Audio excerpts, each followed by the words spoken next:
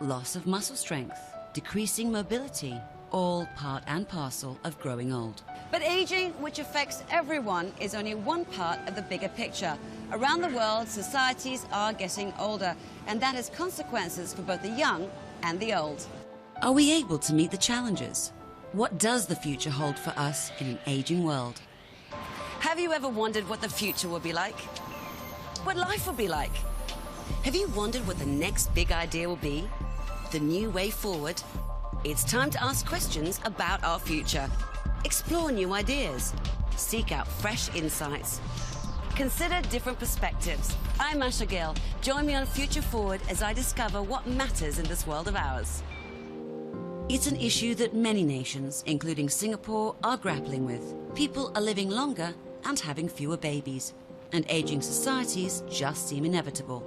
But why is that the case? I spoke with strategic consultant Devidas Krishnadas. Longevity is largely a function not of hyper-expensive medication or advanced lifestyles, but relatively straightforward, low-base improvements in housing and hygiene and security. So what's happening around the world as populations get older is because more countries are making these rather basic improvements. And that's a function of global economic progress. For Prof. Ursula Staudinger, who is in town to speak at the Sao Ng Yushun lecture on aging and productivity, it's not only economic progress, but a cultural achievement. We are in the midst of fundamental historical changes. Over the last 100 years, we have been watching the expansion of average life expectancy by 30 years. At the same time and in parallel, we have been watching the declining fertility rates across the developed world because it's coming in the wake of an expansion of the educational system and fundamental transformations of the labor environment, the work environment, and obviously also the development of our medical knowledge and public health efforts. Dr. Kanwaljit Soin, orthopedic surgeon and founding president of the Women's Initiative for Aging Successfully, or WINGS, is equally upbeat about our move from what she calls a world of pimples to a world of wrinkles. Aging in itself is not a problem, I think. The fact that so many of us live to an old age, it ought to be a cause for celebration. But we are always so depressed about aging. It's only because there are not enough babies. So old age and low fertility are two sides of the coin. So economic and cultural developments have led to longer lives and fewer babies, and this has caused the age of societies across the world to increase. According to the UN, the total fertility rate of the world dropped drastically from 5 in 1950 to 2.7 in 2000, and it is forecasted to drop further to 2.1 by 2050. On the other hand, the number of people aged 60 and older throughout the world has tripled from about 200 million in 1950 to more than 600 million in the year 2000. And it is expected to be more than triple again by 2050. It is this decline in fertility, combined with people living longer lives, that is causing our demographics to shift and age. But while societies across the world are undeniably aging, will this really pose a problem? If this is a result of development and progress, then shouldn't it be something that individual nations can handle? It's the consequences in relation to the future of the global economy. The global economic progress of the last 250 years has been a function of four things. First, additions to the global labor force, ever-enlarging cohorts of young people joining the workforce. The second is greater innovation. And greater innovation has given us intelligence tools, and this has led to enhanced productivity. And last is consumption. Consumption is the most powerful multiplier in an economic system. And all these qualities are interrelated. In the first case, with smaller and smaller cohorts joining the workforce, you get a reduced GDP effect. The second is young people are generally responsible for innovation. And when you have fewer youth, you are likely to have less innovation. Productivity is a result of new thinking by younger cohorts. And last of all, young people have a higher rate of consumption, and this helps drive the economic engine.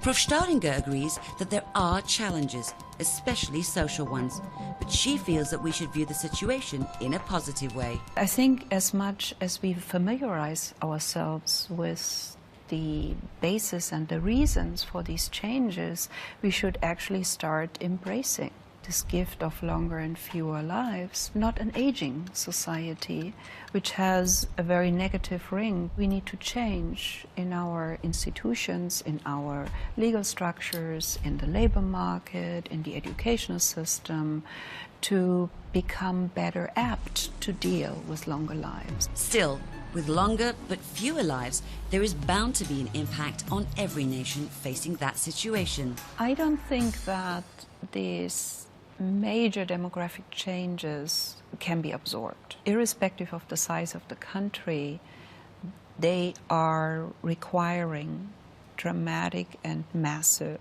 societal transformations. And Singapore is well aware of that particular challenge. Given our small population size, the consequences of a shrinking population is not something to be taken lightly.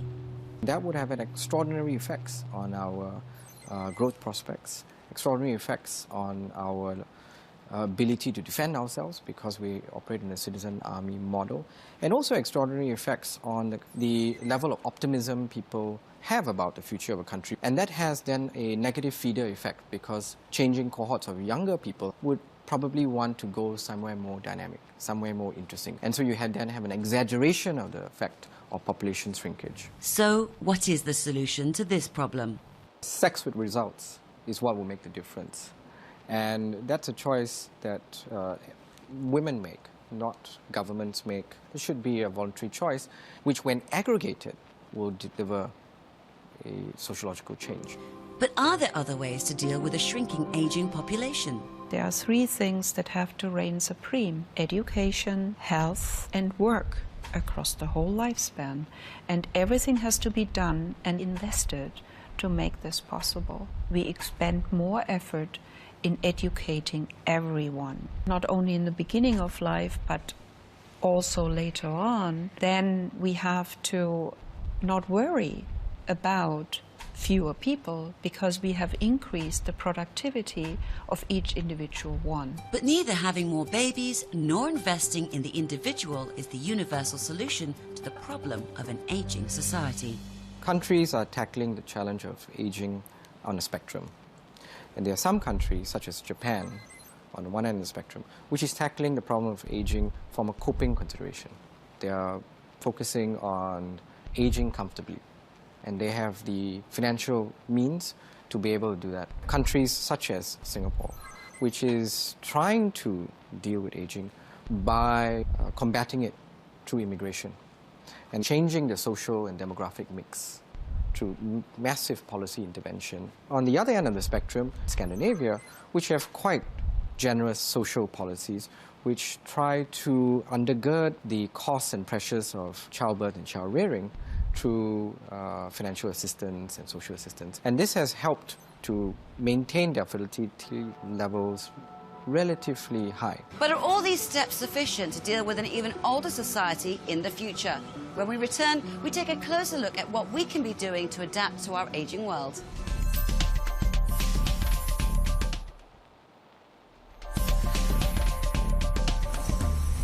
Many nations are facing an aging society today, and different countries have different priorities and are already taking different approaches to tackling this issue before it becomes a major problem. In Japan, for example, efforts have been directed at aging comfortably rather than reversing the trend. As the world's first super-aged society, it is banked on technology to help deal with some of the problems that the aged in their society are facing. And several robots have been developed specifically to help in elder care. Reba 2 here, for example, can perform a variety of different functions, from separating and distributing medication in hospitals to helping in the movement of the elderly in nursing homes. Elsewhere, there are also robotic developments targeting the elderly and their needs. Technology has been very influential and it will continue to be so. The major thing, however, is we should be very wary of technology that supports human functioning without need. If we use technology to make life easier, and only that, we are running the risk of losing the function that is supported by technology. So to find the right balance between challenge and support will be crucial for technology development in the future. Well, Singapore is certainly embracing technology in a variety of supportive ways. The Agency for Science, Technology and Research, or A*STAR, has developed a robotic pet called Hugler. It is a stuffed toy fitted with technology so that it responds to touch and sound just like a real animal, without needing the care that a live pet would require. In addition to providing companionship, pet therapy has been proven to help keep conditions such as depression, loneliness and high blood pressure at bay. And Hugler's ability to register changing patterns of interaction between itself and the user means it can help to alert carers of any signs of distress. A*STAR has also come up with other forms of supportive technology. Sound Eye is a device made up of sensors which is placed in the homes of the elderly. It acts as a monitoring device which detects sound events such as distress calls and in turn alerts a designated emergency contact. And here at the ICT Lab at Singapore Management University, researchers have been working on projects that facilitate care for the elderly. For example, this smartphone app can help patients who are undergoing kidney dialysis at home. They are digitally connected to the hospital and their doctors via this app and other equipment they have at home. Information needed by their doctor would be listed in the app. Prompts would be given at the right times to remind the patient, and the recorded information will then be made immediately available to the doctor. If there are any anomalies or discrepancies, the doctor can be alerted. And in cases of an emergency, the patient would also be able to access his or her emergency contact in a fast and accurate manner. But as exciting as technology can be, it can't be the only approach. It's very seductive to think that technology is a solution to any specific problem. As with the economy, we've rapidly gone from a situation where technology was a competitive advantage to a situation where technology is basically just a competitive necessity. So in the future, technology will be part of the policy necessity of allowing countries to deal with aging more efficiently and also more effectively. But it is not the determinant on how well they cope with it. And Singapore has done well, investing in the infrastructure of the country to make it easier for people to age comfortably and conveniently. And that is a very important consideration. If you fall down and fracture your hip, it's really the beginning of the end for many people, because 1 in 5 people die after they break their hip, and nearly half of them never regain their pre-operative independence. It is so important not to fall. So as part of the HDB Home Improvement Programme, changes have been made to the Marine Parade estate, with plans to extend these improvements to other estates throughout Singapore in the near future. There are ramps leading to walkways and void decks rather than steps, so as to prevent the elderly from tripping. Potentially slippery drain covers that have been responsible for many falls amongst senior citizens have been given an anti-slip coating. To deal with the failing eyesight experienced by many elderly, the font size and lighting of block numbers has been increased and enhanced respectively. An additional 52 benches have been installed estate-wide to allow for senior citizens to rest on, with added armrests to use as support when getting up. Multiple senior citizen fitness corners have also been created, not just here in Marine Parade, but island-wide. And finally, also island-wide is Greenman Plus. Here, the elderly, with their senior citizen pass, are able to flash their card at a sensor on the traffic lights. By doing so, the green man would remain for a longer period of time, giving the elderly more time to cross the road. All those improvements must be good news for the elderly, and the availability of technology to provide even more support is encouraging. But that's just dealing with the effects of aging. When we return, we tackle the other social changes that need to be made.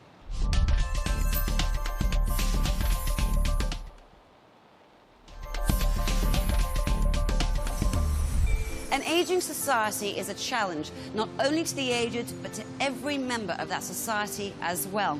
We can count on technology and infrastructure to make things easier and more comfortable for the elderly. But is that enough? Because of globalization, nuclear families, older people are no longer living as much with their children as they used to. So children no longer see old age as a life course. Age has become a proxy for capabilities. Just because you're 70 That doesn't mean you can't do so many things, because nobody ages the same way.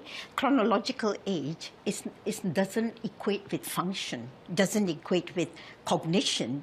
So it should not be used as a proxy for capability. A 70-year-old person can be as good as a 40-year-old. And that's something Dr. Ursula Staudinger agrees with. One's cognitive age is no longer reflective of one's chronological age. Since we have been able to measure cognitive performance, we have noticed that the average cognitive performance in a given country has increased. The same chronological age means different levels of cognitive age for different generations. We have found the same thing when you look across countries. If you're 50 in a less developed country, your cognitive level is much lower than being 50 in a more developed country. So there's a lot of plasticity in our brain that we can make use of than we've done in the past. So, in a developed country like Singapore, our cognitive age may well be younger than our chronological age. And organizations like Wings have built on this concept of not allowing chronological age to get in the way of learning and experiencing new things. Wings is an organization for women over the age of 40 to empower them to age with confidence. And last year we ran 1,000 programs and about 8,000 women were participants. And one of the things we do, which we feel is very important, is peer-driven learning. So 1, we want to give knowledge. 2, we want to change attitudes. And 3, we want to modify behavior. And to do that, we have what we call our WAGs groups, Women's Action Groups, where we have women of 10 or 12 forming little groups with peer mentoring and meeting every week for 2 hours and learning very practical skills. But it's one thing to talk about active aging and another to put it into practice.